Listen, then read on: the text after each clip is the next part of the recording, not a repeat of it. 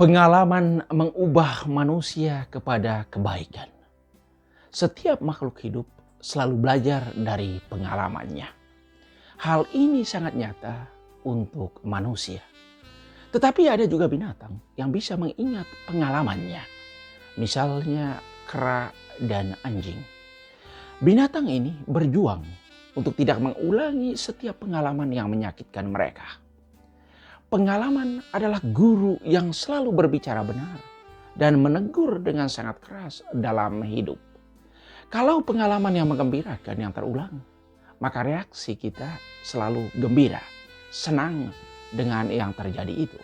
Sedangkan kalau hal yang tidak menggembirakan yang terulang, maka reaksi kita yakni tidak gembira, tidak senang, bahkan menolaknya. Karena itu kekuatan pengalaman selalu mengubah manusia untuk menjadi semakin baik. Ia secara otomatis menerima yang baik dan menolak yang jahat. Setelah orang Israel dihantar kembali dari perbudakan Babel ke Israel, mereka menjadi sadar serta memperbaiki kehidupan mereka dengan meninggalkan cara hidup mereka yang lama, mengingkari Tuhan. Pertobatan dan kesetiaan kepada Tuhan adalah titik balik dalam sejarah keselamatan Israel. Allah membuat perjanjian yang baru dengan orang Israel. Tuhan adalah Allah mereka dan mereka adalah umat kesayangan Tuhan. Allah tidak membiarkan umatnya menderita. Ia mengajak umatnya untuk kembali ke jalan yang benar melalui pelbagai pengalaman hidup. Pengalaman hidup itulah yang menegur, mengajar, dan memberikan kepekaan untuk selalu menghindari yang jahat dan melakukan yang baik.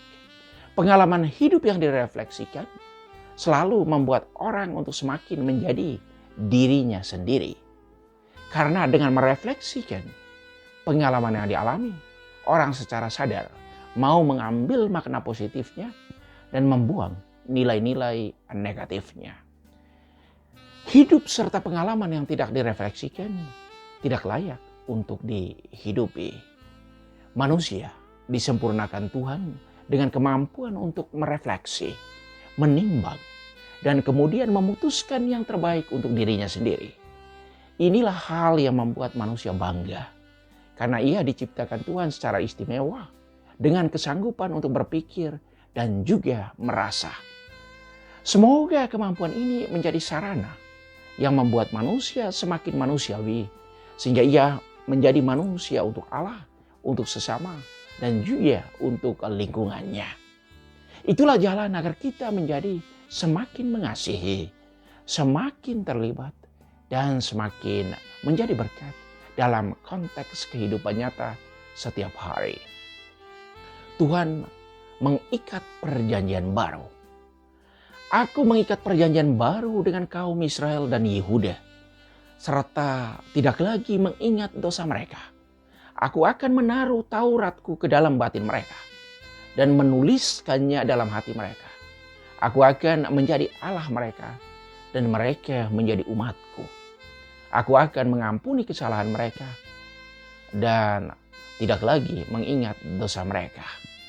Bisa dibaca dalam kitab Yeremia bab 31 ayat 31 sampai 34. Allah kita adalah Allah yang ajaib. Kasih-Nya selalu membebaskan. Cintanya selalu membuat kita merasa aman dan damai. Kasih Tuhan seperti air yang mengalir tanpa henti, menyegarkan dan menyejukkan.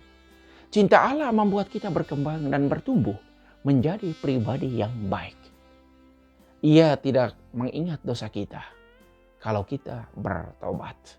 Karena itu bertobatlah selagi Anda masih diberi waktu. Untuk bertobat tidak ada kata terlambat. Lakukan secepatnya supaya kedamaian, sukacita menjadi milikmu, menjadi milik kita untuk selamanya. Kristus telah belajar menjadi taat dan menjadi pokok keselamatan yang abadi. Surat kepada orang Ibrani menulis ini. Kristus telah mempersembahkan doa dan permohonan dengan ratap tangis dan keluhan kepada Dia yang sanggup menyelamatkannya dari maut. Ia menjadi pokok keselamatan abadi bagi semua orang yang taat kepadanya.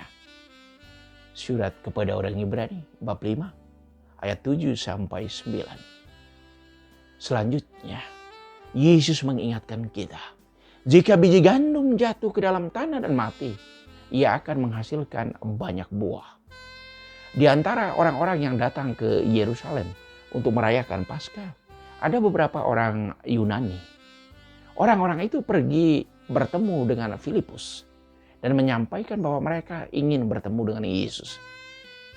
Maka Filipus dan Andreas sama-sama pergi menjumpai Yesus dan menyampaikan niat orang-orang itu. Kepada mereka berdua, Yesus menyampaikan pesan ini. Sesungguhnya, jikalau biji gandum tidak jatuh ke dalam tanah dan mati, ia tetap satu biji saja. Tetapi jika ia mati, ia akan menghasilkan banyak buah. Injil Yohanes bab 12 ayat 20 sampai 33. Kematian adalah peristiwa yang tidak disukai oleh semua orang, bahkan ditakuti. Cepat atau lambat kematian itu akan dialami oleh setiap pribadi. Yesus sendiri pun, ia takut menghadapi kematian.